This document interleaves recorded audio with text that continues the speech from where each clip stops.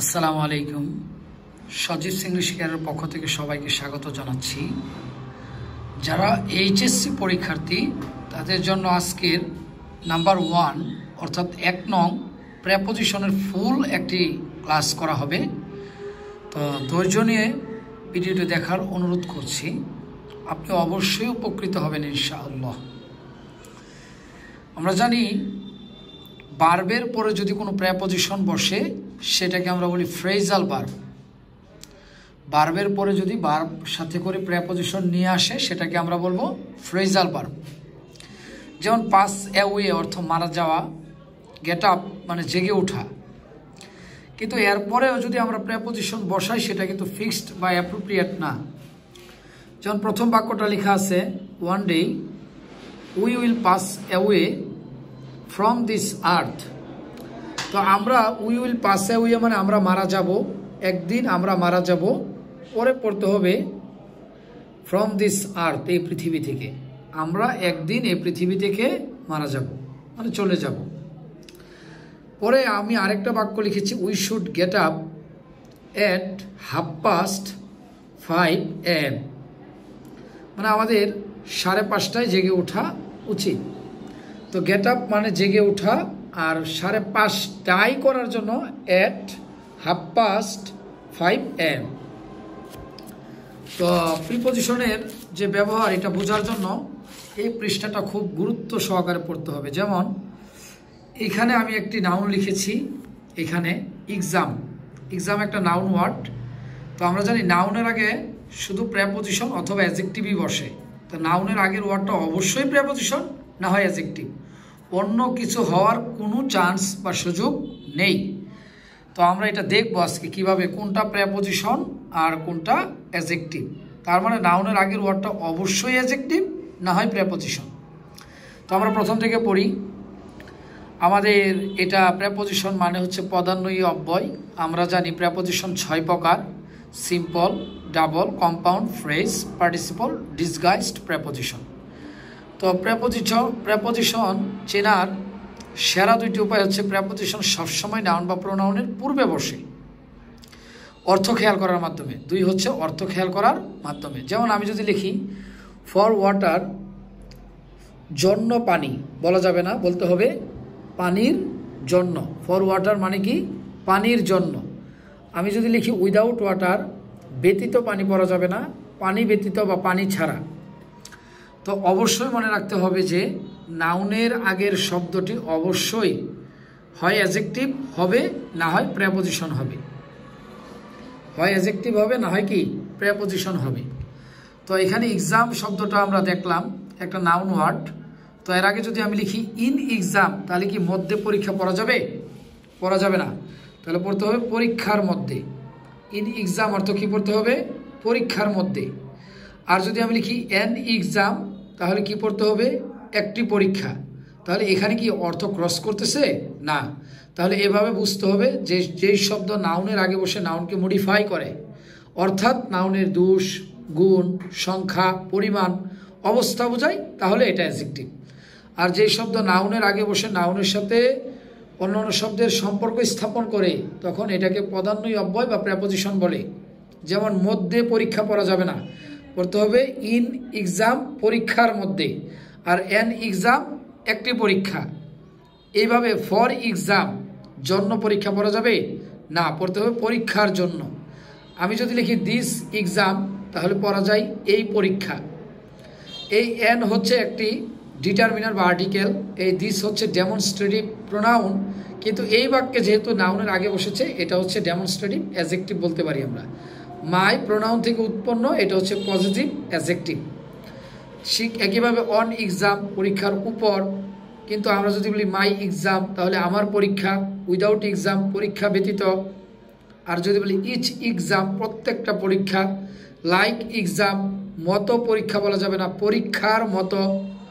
আমি যদি বলি রিটেন এক্সাম, তাহলে কিন্তু লিখিত পরীক্ষা এটা বলা যায়।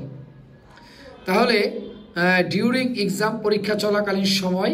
আমি যদি ইন্টারেস্টিং এক্সাম, চমৎকার পরীক্ষা। বা আমি যদি বলি অফ এক্সাম, পরীক্ষার। ওয়ান এক্সাম, একটি পরীক্ষা। আফটার এক্সাম, পরীক্ষার পরে। আর যদি বলি ইংলিশ এক্সাম তাহলে ইংরেজি পরীক্ষা। ফ্রম এক্সাম পরীক্ষা থেকে, নো এক্সাম কোনো পরীক্ষাই না, টিল এক্সাম পরীক্ষা পর্যন্ত, গুড এক্সাম ভালো পরীক্ষা।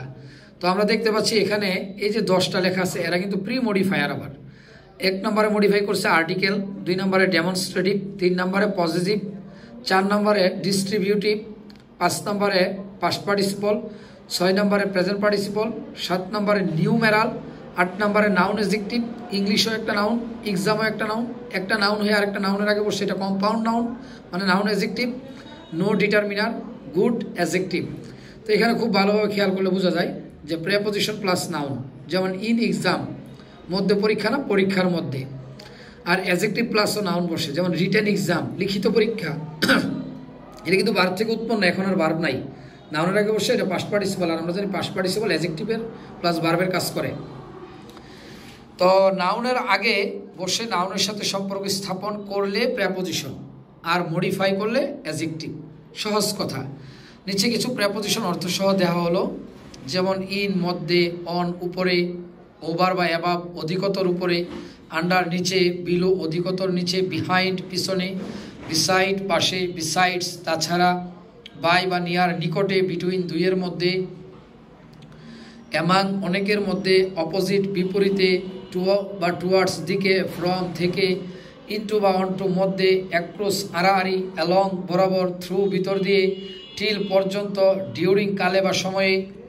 তো এখানে আরও আছে উইদাউট ব্যতীত, সিন্স থেকে, লাইক মতো, এগেনস্ট বিরুদ্ধে, অ্যারাউন্ড চারপাশে, অ্যাজ হিসাবে, বিফোর পূর্বে, থ্রু আউট জুড়ে, বিয়ন্ড অতিক্রম করে, আফটার পরে।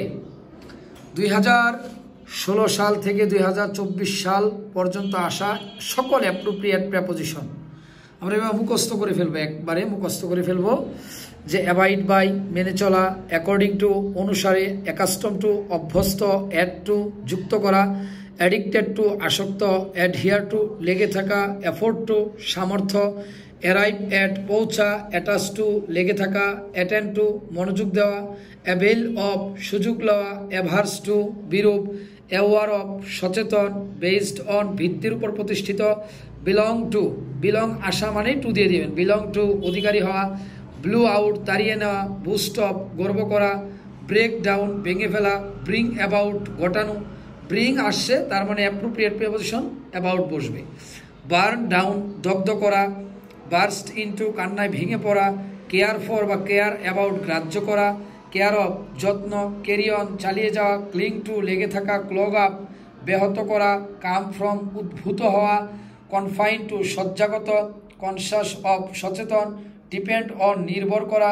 ডেপ্রাইভড অফ বঞ্চিত, ডিভয়েড অফ বর্জিত, ডিফারেন্ট ফ্রম ভিন্ন হওয়া, ডিভাইড ইনটু ভাগ করা, ডাউট অ্যাবাউট সন্দেহ করা, ইফেক্ট অন প্রভাব পড়া, ইসেনশিয়াল ফর প্রয়োজনীয়, ফল ইনটু পতিত হওয়া, ফিল্ড উইথ পূর্ণ হওয়া, ফ্রি ফ্রম মুক্ত, গিভ আপ ত্যাগ করা, গ্লিমস অফ এক পলক দেখা, গুড এট বা গুড ফর দক্ষ, গো অন চালিয়ে যাওয়া, হ্যাঙ্কার আফটার লালায়িত, হান্ট আফটার বা হান্ট ফর হন্যে হয়ে ফেরা, ইগনোরেন্ট অফ অজ্ঞ, ইম্প্যাক্ট অন প্রভাব, ইনক্লিনেশন টু বা ফর প্রবণতা, হাইন্ড্রেন্স টু বাধা, ইনডিফারেন্ট টু উদাসীন, ইনডালজ ইন লিপ্ত হওয়া, ইনডালজ আসছে তার মানে আপনাকে ইন দিতে হবে, ইনটেন্ট টু বা ইনটেন্ট ফর ইচ্ছা প্রকাশ করা, ইন্টারেস্ট ইন আগ্রহ, জট ডাউন টুকে নেওয়া, লেক ইন প্রভাব পড়া, লিসেন টু মনোযোগ দিয়ে শোনা, লিভ ইন বাস করা, লং ফর প্রত্যাশা করা, লুক এট তাকানো, লুক ইনটু তদন্ত করা, লুক ডাউন আপন ঘৃণা করা, লুক ফর খোঁজাখুঁজি করা, মেক অফ তৈরি। ভিডিওটি আপনি প্লে দিয়ে আপনি শুনলেও আপনি উপকৃত হবেন। মেরি অফ বিয়ে দেওয়া, নডেড মাথা নাড়ানো, নোটেড ফর খ্যাত, অপোজিশন ফর বিরোধ, অপোজিশন টু বিরোধিতা, পারটেইন টু সংযোগ থাকা, পয়েন্ট টু নির্দেশ করা, প্রিজুডিক্যাল টু ক্ষতিকারক, প্রিসাইড ওভার সভাপতিত্ব করা, প্রাউড অফ গর্বিত, রিড আউট পড়িয়ে শোনানো, রিলেটেড টু সম্পর্কিত, রিলিভড অফ, রিলিভডের পরে ফ্রম দিবেন না, রিলিভড অফ মুক্ত, রিলাই অন নির্ভর করা, রেজাল্ট ইন ফলে পর্যবেসিত হওয়া, স্যাটিসফাইড উইথ সন্তুষ্ট, স্মাগল ইনটু চোরাচালান করা, সলিউশন টু সমাধান, স্ট্রেচ আউট বাড়ানো, সাফার ফ্রম ভোগা, টেক অ্যাওয়ে দূরে সরিয়ে নেওয়া, টেক ইন বা টেক টু গ্রহণ করা, টিম উইথ থাকা, টেম্প টু প্রলুব্ধ, থার্স্ট ফর বাসনা, ইউজ টু অভ্যস্ত, ইউজফুল টু উপকারী, কাইন্ডস অফ প্রকার, সাচেস যেমন, ক্রুয়েল টু নিষ্ঠুর, ইনস্টিড অফ পরিবর্তে, কানেক্টেড টু কোনো কিছুর সাথে কোনো বস্তুর সাথে সংযুক্ত, কানেক্টেড উইথ কোনো ব্যক্তির সাথে সংযুক্ত, অ্যাডিক্টেড টু আসক্ত, ল্যাগ বিহাইন্ড পিছিয়ে পড়া, অ্যালুফ ফ্রম দূরে থাকা, কন্ট্রিবিউট টু অবদান করা বা অবদান রাখা, ইমফাসাইজ অন গুরুত্ব দেওয়া, প্রোভাইড উইথ সরবরাহ করা, ট্রিট উইথ ভালো ব্যবহার করা, নউন টু পরিচিত, এসকেপ ফ্রম পলায়ন করা, রুল ডাউন ইন্টু ধাবিত হওয়া বা ধাবিত করা, মোর্ন ফর সুখ প্রকাশ করা, ডাই ফর দেশের জন্য মরা, সিঙ্ক ইন্টু ডুবে যাওয়া, ড্রপ আউট জ্বরে পড়া, ভালনারেবল টু অরক্ষিত থাকা, বিসেট উইথ সমস্যা দ্বারা আক্রান্ত, এড টু যুক্ত করা, ল্যাক অফ অভাব, রেসপন্সিবল ফর দায়ী, অল ওয়ার্কশপ সকল পেশার, ডেরাইভ ফ্রম আরোহণ করা, কোঅপারেট উইথ সহায়তা করা, প্যাশন ফর আগ্রহ বা ভালোবাসা, মিস্ট্রি অফ রহস্য, অ্যাটেন্টিভ টু মনোযোগী। আমরা যদি একটু বোর্ড দেখি, ঢাকা বোর্ড দেখেন, প্রথম যেগুলো গোল দেওয়া আছে, গোল করা আছে, বৃত্ত আকারে দেওয়া আছে, এগুলো অ্যাপ্রোপ্রিয়েট। যেমন ফ্রম আওয়ার পেরেন্টস আমাদের মা বাবা থেকে, ফ্রম আওয়ার কলেজ আমাদের কলেজ থেকে, তাহলে ফ্রম অত থেকে, ফ্রম আওয়ার পেরেন্টস আমাদের মা বাবা থেকে, অফ বিহেভিয়ার আচরণ এর, ফর অল কাইন্ডস সকলের জন্য, কিন্তু কাইন্ডসের পরে অফ বসে, কাইন্ডস অফ প্রকার, ইন এভরিডে লাইফ দৈনন্দিন জীবনে, ইন এ ওয়েডিং রিসেপশন একটি বিবাহ অভ্যর্থনায়, ইন এ ডিবেটিং ক্লাব একটি বিতর্ক সঙ্গে বা বিতর্ক ক্লাবে মধ্যে বা বিতর্ক ক্লাবে, কেয়ারফুল আসছে এরপরে অ্যাবাউট দিবেন, কেয়ারফুল অ্যাবাউট সতর্ক, ইন এভরিডে লাইফ দৈনন্দিন জীবনে, সাচেস সাচের পরে অ্যাজ দিবেন যেমন। যদি রাজশাহী বোর্ড দেখি, এখানে appropriate B C D G H I J এগুলো অ্যাপ্রোপ্রিয়েট প্রেপোজিশন।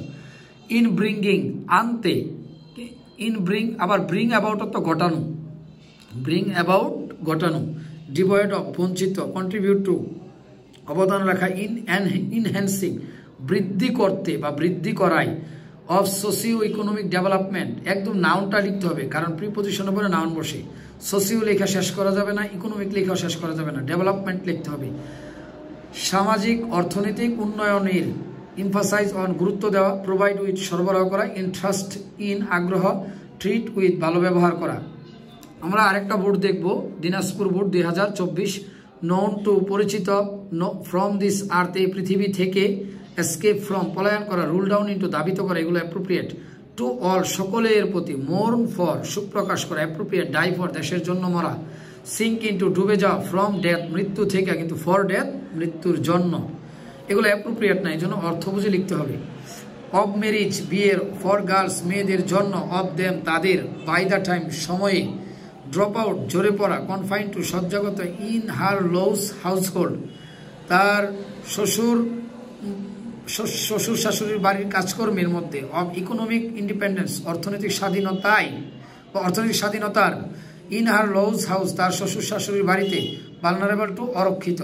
একটু খেয়াল করেন অ্যাপ্রোপ্রিয়েটগুলো যেগুলো, এগুলো বার্বের পরে বসে, মানে ফ্রেজাল বার্ব। ফ্রম ভিলেজ অর্থ গ্রাম থেকে, এসকেপ ফ্রম অর্থ পলায়ন করা, মানে একটা থেকে যেগুলো অ্যাপ্রোপ্রিয়েট না এগুলো আগেই বসে নাউনের, আর যেগুলো অ্যাপ্রোপ্রিয়েট এগুলো ভার্বের পরে বা বিশেষ কোনো ওয়ার্ডের পরে বসে।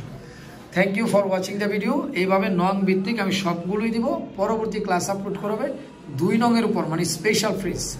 এভাবে ধারাবাহিকভাবে যাবে। ভিডিও মানে চ্যানেলটিকে সাবস্ক্রাইব করার জন্য অসংখ্য ধন্যবাদ। যারা এখনও চ্যানেলটি সাবস্ক্রাইব করেন না, অতি দ্রুত চ্যানেলটিকে সাবস্ক্রাইব করুন, পাশে থাকুন, সহযোগিতা করুন। ধন্যবাদ। আসসালামু আলাইকুম।